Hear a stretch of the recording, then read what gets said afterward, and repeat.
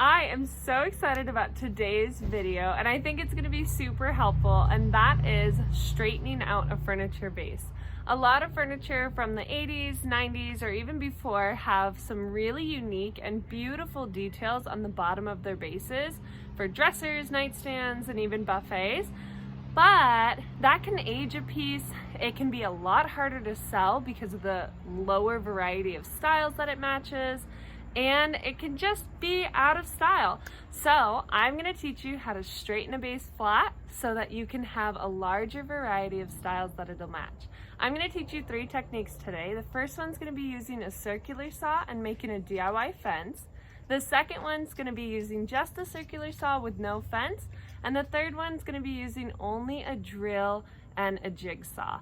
I'm going to be completely honest, my husband is going to be doing all of the work using the circular saw, but that's because I'm not super comfortable using a circular saw. However, I am really comfortable using a jigsaw.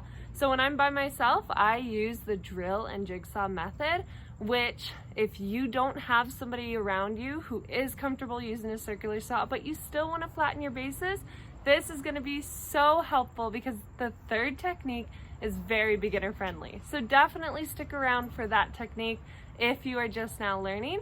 I cannot wait. Let's get started.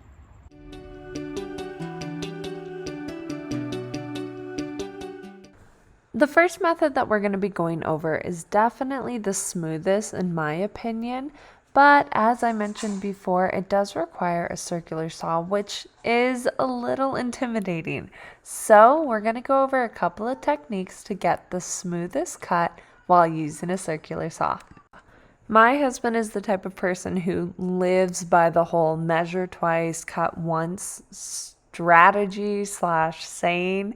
So here he's measuring the distance between the blade and the guard, and then he measures that exact distance between where we want the line and the base of the furniture.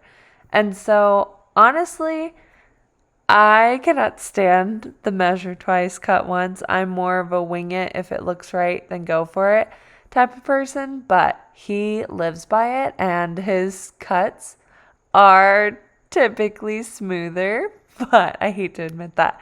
So once we had it all measured out, we clamped down a random baseboard. You can honestly use anything that's long, sturdy, and straight. We've used one of those large levels / rulers before. We've used baseboards, as you can see, and you can even use an extra piece of wood. It really doesn't matter. It's just to clamp it down and give you a nice solid track. And here's where I mentioned my husband's measure twice, cut once, but I think he actually goes more for like a measure 5 times, cut once, because he's measuring again and again.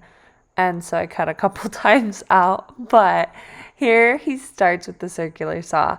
A couple of really important tips when using the circular saw. First, you want to start a couple of inches away from where you're starting. Your center of the blade should not be where you're starting because the blade is rounded.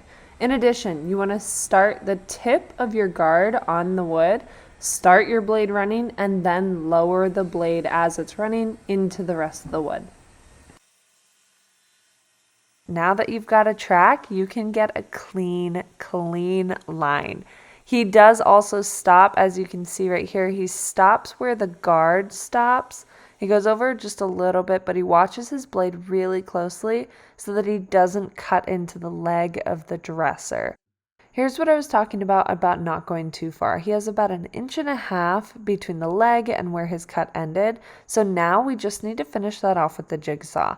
You're going to place the jigsaw into the previously cut section, and then you'll start your blade before moving forward. I am confident with the jigsaw, so I was able to do this part, but I just made an easy cut, didn't even have to measure. It was phenomenal. This is what happens when you do girl math. Anyways, once it was cut off, I did both sides, and then all I had to do was lightly sand to make sure that it was a smooth, clean cut. So here it is before I top coated it.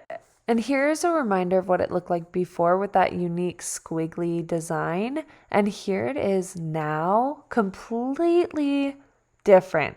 It gives it a way more modern look, and my client loves it because it's way easier to style with rather than that wavy, outdated look that it had before.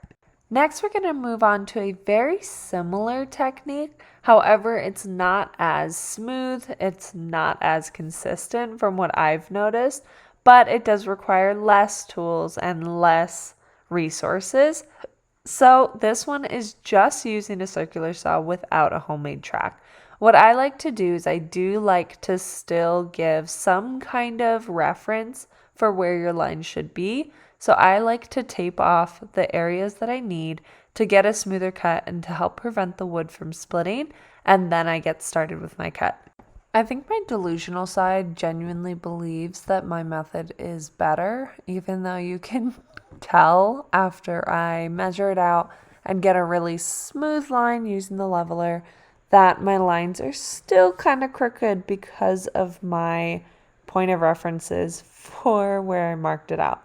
So use what you think you are best at, and maybe don't critique the person with the better strategy, because that is my husband. That's the great thing about watching my YouTube videos back, is that I didn't realize how many things I need to improve on until I watched them all back over long form videos. It's kind of horrible, kind of miserable to see like, oh wow, that's pretty reckless. That is not a great strategy that I used, or that result looked horrendous. But when I am so much better in hopefully a year or less, I'm going to be able to find that I have been able to improve, and here are videos A, B, and C that show where I started and where I am now. As you can see from this cut, so we did the same exact thing.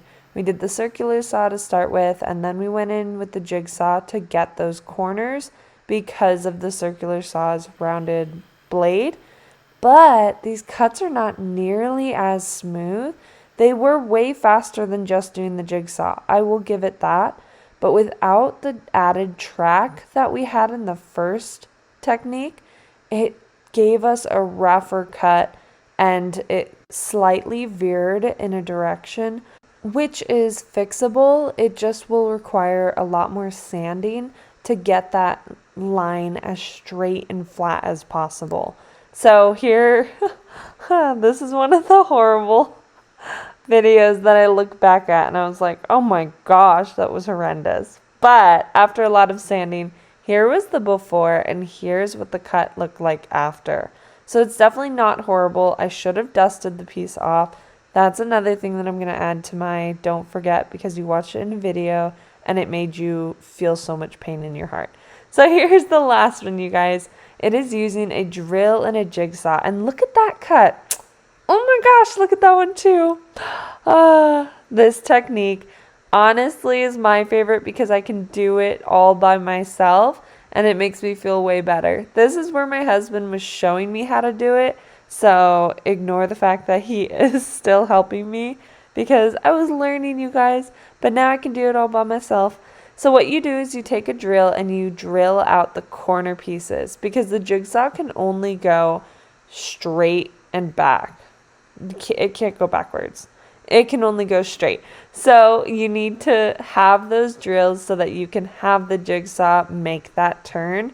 Otherwise, you're not going to be able to just jam the jigsaw through the wood. Here's another lesson that I've learned from rewatching my videos. I straightened out this base after it was already painted, so I lightly sanded and then touched up the paint afterwards. That's another great thing about this. It's totally optional. You don't have to learn how to straighten out bases in order to flip furniture. You can learn this technique just to do it for yourself, or even provide this extra detail for your clients. And my client was absolutely thrilled to see her base transformed.